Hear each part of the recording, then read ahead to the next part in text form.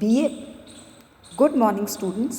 आज हम BA part 2 paper 2 Bharat का संविधान इसकी प्रियम्बल या उद्देशिका पर परिचर्चा करेंगे। हर देश के कॉन्स्टिट्यूशन में, या कहूँ तो मैं ज़्यादातर हर देश के कॉन्स्टिट्यूशन में यूजुअली एक प्रियम्बल होता है। प्रियम्बल जो है उस देश के जो शासक है उसके नीति, आदर्श, लक्ष्य और उनके जो उद्देश्य है उसको वो रिफ्लेक्ट या हाईलाइट करता है। मतलब यह एक परिचयात्मक कथन होता है जो संविधान का जो बेसिक स्ट्रक्चर है, जो संपूर्ण अस्तित्व है, उसे अभिव्यक्त करता है। भूतपूर्व मुख्य न्यायाधीश सुब्बा राव के अनुसार प्रस्तावना संविधान के आदर्शों व आकांक्षाओं को बताती है।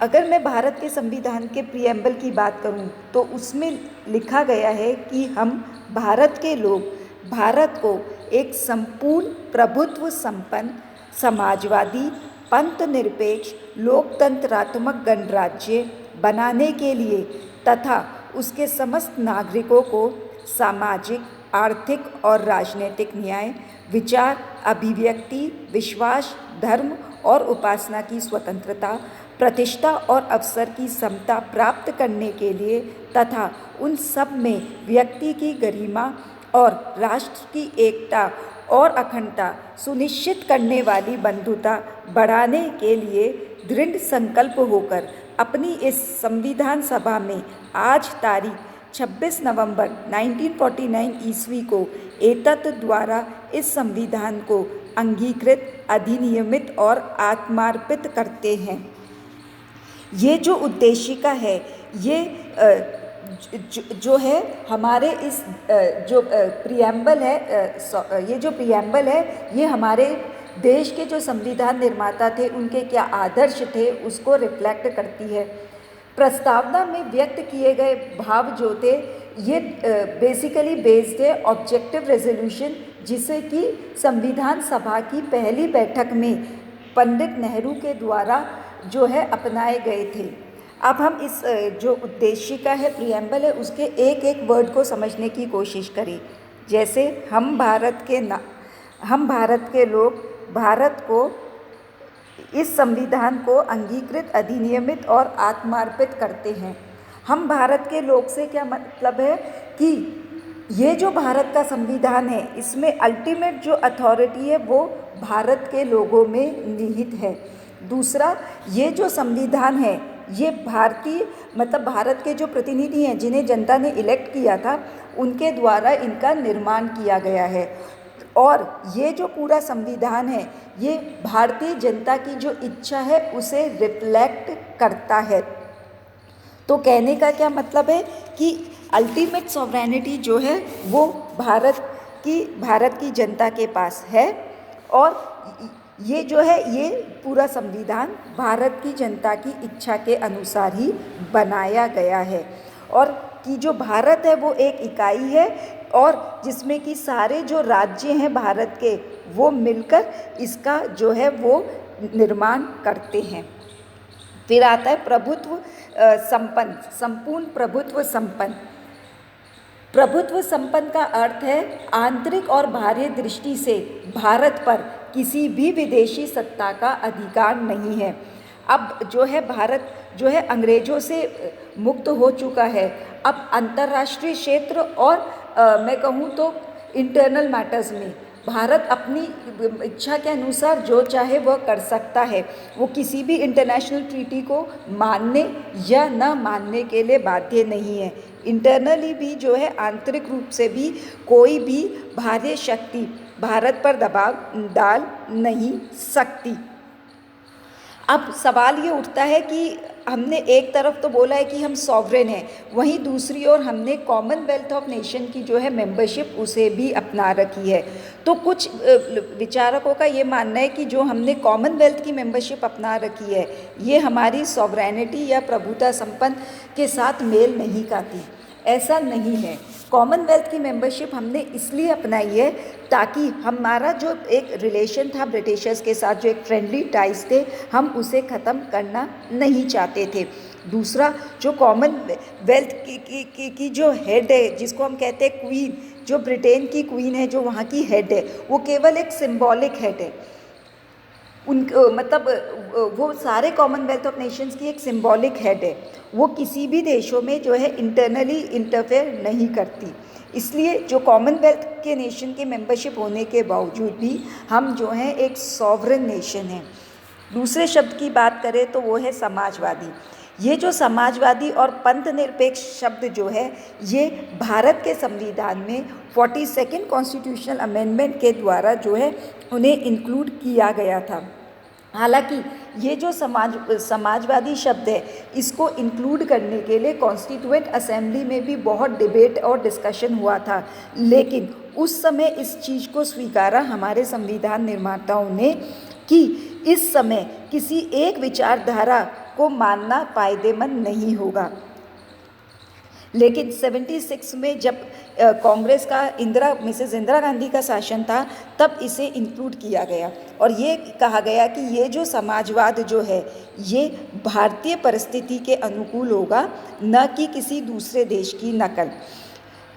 इसमें जो है सतत कार्यक्रम होंगे जो कि लोक कल्याणकारी होंगे, जो समाज का जो पिछड़ा वर्ग होगा उसे मुख्य धारा में जोड़ने का प्रयास किया जाएगा। तो जिसे हम कहते हैं भारत का समाजवाद जो है, वो बेसिकली एक लोकतांत्रिक समाजवाद होगा। फिर हम बात करें पंथ निरपेक्ष शब्द की। मैंने अभी कहा कि ये पंथ निरपेक्ष शब्द भी जो है भारतीय संविधान में 42nd अमेंडमेंट के द्वारा इंक्लूड किया गया था। देखो, हमने है ना, जो सेक्युलर वर्ड इधर यूज़ होता है और हमने सेक्युलर का अनुवाद धर्मनिरपेक्ष ना करके जो है पंथ निरपेक्ष किया, क्योंकि भारत के अंदर जो है धर्म की एक बहुत बड़ी व्यापक व्याख्या की गई है। हमारे यहाँ dharma is not equal to religion. धर्म क्या है? भारतीय सभ्यता के अनुसार या संस्कृति के अनुसार जिसे धारण किया जाए, जो कि नैतिक मूल्यों से युक्त हो। यहाँ पर हमने जो वर्ड है पंथ निरपेक्ष इंक्लूड किया है, इसका मतलब ये है कि राज्य का जो है अपना कोई एक विशेष धर्म नहीं होगा।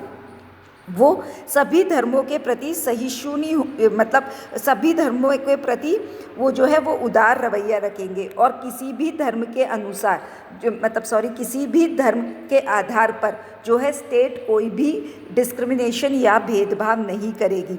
यहाँ तक कि जो स्टेट है, उनकी जो एजुकेशनल इंस्टीट्यूशन है, उसमें भी किसी एक धर्म विशेष को प्रमोट नहीं किया जाएगा।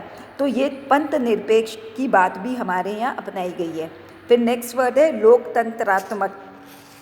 लोकतंत्र का अर्थ क्या है कि जो अल्टीमेट पावर है वो जनता के पास है और सरकार किसके द्वारा इलेक्टेड होती है? जनता के द्वारा। और किसके लिए काम करेगी? जनता के लिए ही। अगर कभी भी जनता को लगे कि सरकार अपनी शक्तियों का दुरुपयोग कर रही है, तो वह उसको इलेक्शन के द्वारा उस सरकार को हटा भी सकती है। भारत में हर 5 साल में चुनाव होते हैं और जनता ने ये बात भी बहुत बार प्रूव करी है कि उन्होंने जब उन्हें लगा कि सरकार जनता के हितों के अनुरूप काम नहीं कर रही या जो उनकी एक्सपेक्टेशंस है उनके अनुरूप काम नहीं कर रही, तो उन्होंने उस सरकार को हटाया भी है। फिर हम नेक्स्ट शब्द की बात करें जो कि है गणराज्य। भारत ने जो है रिपब्लिक जो है उसे अपनाया है। क्या मतलब होता है गणराज्य या रिपब्लिक का? कि यहाँ जो हेड ऑफ द स्टेट होगा वो वंशानुगत न होकर वो जो है जनता के द्वारा डायरेक्टली और इनडायरेक्टली इलेक्टेड होगा। इंडिया के अंदर हेड ऑफ द स्टेट कौन है? प्रेसिडेंट। और ये जो प्रेसिडेंट है वो इनडायरेक्टली इलेक्ट होता है। ठीक है, तो एक तरफ देखो ब्रिटेन जो है वो रिपब्लिक नहीं है। क्यों? क्योंकि ब्रिटेन में जो है head of the state queen है और क्वीन या किंग है, और किंग क्या होता है? वह वंशानुगत होता है। लेकिन भारत में हेड ऑफ द स्टेट जो है वो प्रेसिडेंट है, जिसे जो है जनता के द्वारा अप्रत्यक्ष रूप से निर्वाचित किया जाता है। फिर हम बात करें सामाजिक, आर्थिक और राजनैतिक न्याय की, तो संविधान निर्माताओं ने 3 क्षेत्रों में न्याय की बात की है। पहला है सामाजिक। सामाजिक न्याय से क्या तात्पर्य है कि व्यक्ति का किसी भी आधार पर जो है डिस्क्रिमिनेशन नहीं किया जाएगा, भेदभाव नहीं किया जाएगा, चाहे वो जाति, धर्म, वर्ण, लिंग, नस्ल, किसी भी आधार पर कोई भेदभाव नहीं किया जाएगा और जो भी सोशल अपॉर्चुनिटीज़ हैं वो सभी इंडिविजुअल को इक्वली दी जाएंगी। आर्थिक न्याय से क्या मतलब है कि जो गैप है रिच और पुअर के बीच में, उस गैप को जो है कम किया जाएगा और उत्पादन और वितरण के साधनों पर जो है समाज का अधिकार होगा और उसका जो प्रयोग है वो समाज के हितों के अनुरूप ही किया जाएगा। फिर है राजनीतिक न्याय। इसका क्या मतलब है कि सभी व्यक्ति जो है राजनीतिक क्षेत्र में स्वतंत्र और समान रूप से जो है भाग लेने के लिए उन्हें अवसर प्रदान किए जाएंगे। हमने यूनिवर्सल एडल्ट फ्रेंचाइजी को अपनाया है, वयस्क मताधिकार अपनाया है और राजनीतिक क्षेत्र में किसी भी आधार पर, चाहे वो धर्म, जाति, वर्ण, लिंग जो है उसके आधार पर कोई भी भेदभाव नहीं किया जाएगा। तो न्याय को भी हमने तीनों ही क्षेत्रों में अपनाया है, चाहे वो सोशल हो, इकोनॉमिक हो या पॉलिटिकल जस्टिस, क्योंकि ये तीनों ही इंटर रिलेटेड है। फिर बात की है स्वतंत्रता की। स्वतंत्रता किस किस क्षेत्र में स्वतंत्रता की बात की है? विचार, अभिव्यक्ति, विश्वास, धर्म और उपासना की स्वतंत्रता। देखो, हमने हमारे यहाँ जो स्वतंत्रता अपनाई है उसे नेगेटिव स्वतंत्रता ना होकर उसका नकारात्मक धारणा नहीं है, बल्कि एक सकारात्मक धारणा है, जिसमें कि हमने स्वतंत्रता का वो रूप अपनाया है जिसमें व्यक्ति के व्यक्तित्व का विकास जो है उसे किया जा सके। इसीलिए हमने विचार, अभिव्यक्ति, विश्वास, धर्म और उपासना, इन सब की जो है स्वतंत्रता हमने हमारे यहाँ सम्मिलित की है। हमने एक बहुत व्यापक परिभाषा देने की कोशिश की है स्वतंत्रताओं की, ठीक है। और ये कोशिश की है कि किसी भी, चाहे वो विचार हो, हर इंडिविजुअल अपने विचार को रखने, अभिव्यक्त करने और किसी भी धर्म को मानने या ना मानने के लिए स्वतंत्र है। इस लिबर्टी के कारण जो है व्यक्ति जो है अपना सतत विकास भी कर पाएगा। फिर नेक्स्ट बात करी है समता की। प्रतिष्ठा और अवसर की समता प्राप्त करने के लिए, ठीक है, हमने जो है लिबर्टी के साथ साथ जो इक्वालिटी को भी अपनाया है, क्योंकि जो समानता और स्वतंत्रता है वो एक दूसरे के पूरक है। हम बिना समानता के जो है लिबर्टी भी अच्छी तरह से एंजॉय नहीं कर सकते। इसलिए हमने कहा है हर इंडिविजुअल को, कॉन्स्टिट्यूशन मेकर्स जो थे, संविधान निर्माता जो थे, उनका मानना था कि हर इंडिविजुअल को जो है इक्वल अपॉर्चुनिटीज़ मिलेगी, जिससे कि वो, ठीक है, जिसके की आधार पर जो है वो मतलब उसे अपॉर्चुनिटीज़ इक्वल जो है उसे प्राप्त होगी, ठीक है। अब फिर वो नेक्स्ट कह रहे हैं कि इन सब से व्यक्ति की गरिमा और राष्ट्र की एकता और अखंडता जो है सुनिश्चित करने के लिए बंधुता बढ़ाने की बात की है। जो हमारे संविधान निर्माता थे उन्होंने 2 चीज़ें बात की है। एक तो उन्होंने लिबर्टी और इक्वालिटी देकर व्यक्ति की गरिमा को जो है उसे इम्प्रूव करने की बात की है। क्योंकि जब हम बात करते हैं कि उसको लिबर्टी और इक्वालिटी दोनों दी है, तो जो व्यक्ति है जो है उसकी गरिमा आगे बढ़ेगी, वो अपनी भावनाएं, अपनी आस्थाएं जो है अपने अनुरूप कर पाएगा, उस पर कुछ भी जो है थोपा नहीं जाएगा। तो जहाँ एक और उन्होंने व्यक्ति की गरिमा, वहीं दूसरी ओर उन्होंने राष्ट्र की एकता और अखंडता सुनिश्चित करने की भी बात की है। ये जो वर्ड है और अखंडता, ये वर्ड भी 42nd कॉन्स्टिट्यूशनल अमेंडमेंट में ही इंक्लूड किए गए हैं। ओरिजिनल कॉन्स्टिट्यूशन में केवल राष्ट्र की एकता की ही बात थी, लेकिन 42nd कॉन्स्टिट्यूशनल अमेंडमेंट में और अखंडता शब्द को भी जो है इंक्लूड किया गया है। अब हम बात करें तो भारत जो है वो विविधताओं से भरा हुआ देश है। तो इतनी विभिन्नताओं के साथ साथ जो है हमें राष्ट्र की एकता और जो अखंडता है उसे भी सुनिश्चित करने के लिए जो है कार्य करना होगा। उतनी जितनी भी विविधताएं हैं उसमें एकता को जो है उसे आगे बढ़ाना होगा, और जो स्वार्थी तत्व हैं जो देश को तोड़ने की कोशिश करें उससे जो है बचाना होगा। और इसी के साथ साथ हमने बंधुता बढ़ाने की भी बात की है। देखो, भारत का जो एक कल्चर रहा है वो जो है वह रहा है वसुधैव कुटुंबकम का। तो जो है हमने इधर भी जो वसुधैव कुटुंबकम की भावना को अपनाया है, जो कि संपूर्ण विश्व को एक परिवार के रूप में समझने का जो है वो आदर्श रखता है। ठीक है, तो ये जो सब है हमने जो पूरा कॉन्स्टिट्यूशन का जो प्रियम्बल है वो जो है भारत के संविधान निर्माताओं के जो आदर्श थे, सपने थे, और जो सुंदर समाज की रचना के लिए जो उनका जो लक्ष्य था उसे जो है ये रिफ्लेक्ट करता है।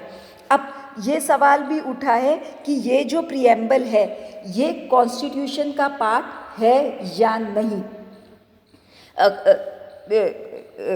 सुप्रीम कोर्ट ने अपने विभिन्न निर्णयों के बाद ये चीज़ क्लियर कर दी कि ये जो प्रियम्बल है ये कॉन्स्टिट्यूशन का ही पार्ट है और it is an integral part of the Indian constitution. और ये जो है इसके जो हर शब्द हैं वो भी जो है ये बहुत इम्पॉर्टेंट है, जिससे कि हमारे जो संविधान निर्माता है उनके जो लक्ष्य है वो जो है प्रतिबिंबित होते हैं। ये जो भारत की जो प्रस्तावना है जो कि भारतीय संविधान निर्माताओं ने रखी है, ये मैं कहूँ तो एक दीपक है जो कि आने वाले राजनेताओं या न्यायविदों के लिए एक जो है जो मार्ग है उनके लिए एक मार्ग दिखाती है, ताकि कभी भी वो अपनी जो मतलब मार्ग है उनसे भटके नहीं और सही मार्ग पे वो है जो काम करते रहे। Thank you.